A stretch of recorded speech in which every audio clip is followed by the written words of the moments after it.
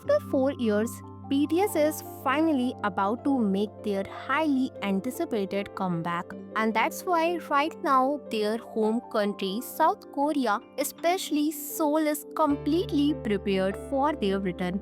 And in today's video, I will tell you everything that is currently happening in Seoul regarding BTS comeback. I will cover all the preparations, how the comeback stage has been designed, what controversies are going on, and what the overall atmosphere is among army and the public in South Korea.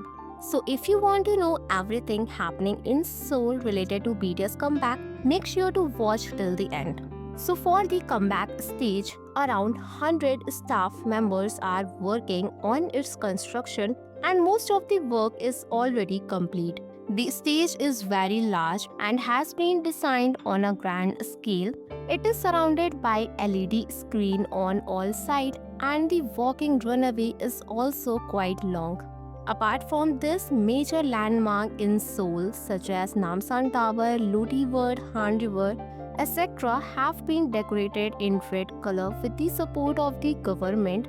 And I know many of you had the question, why red instead of purple used since purple is BTS symbolic color? This question was also raised by many armies, and that's why later both the government and HYBE clarified that. HYBE itself requested the use of red color as it represents the red theme of BTS upcoming album Arirang.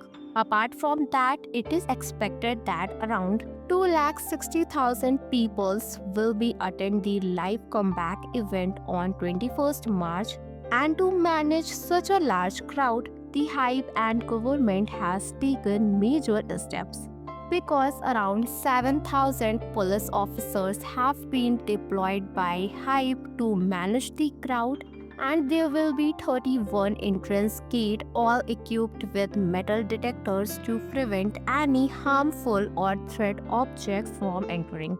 Additionally, about 30 buildings near the venue have been closed and even their rooftops have been restricted for security reasons.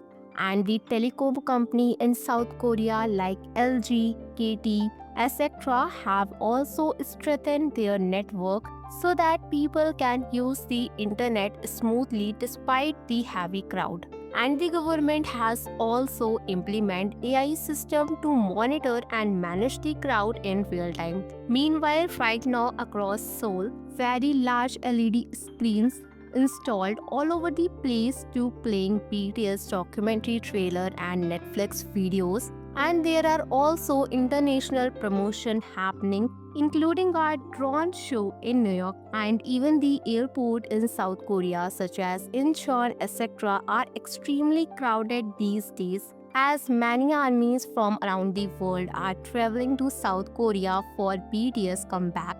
And local businesses in Seoul are also taking advantage of this BTS comeback because many local shops have put up banners welcoming BTS and ARMY, and they are organizing theme events and selling special purple items like purple ice cream and merchandise to attract fans.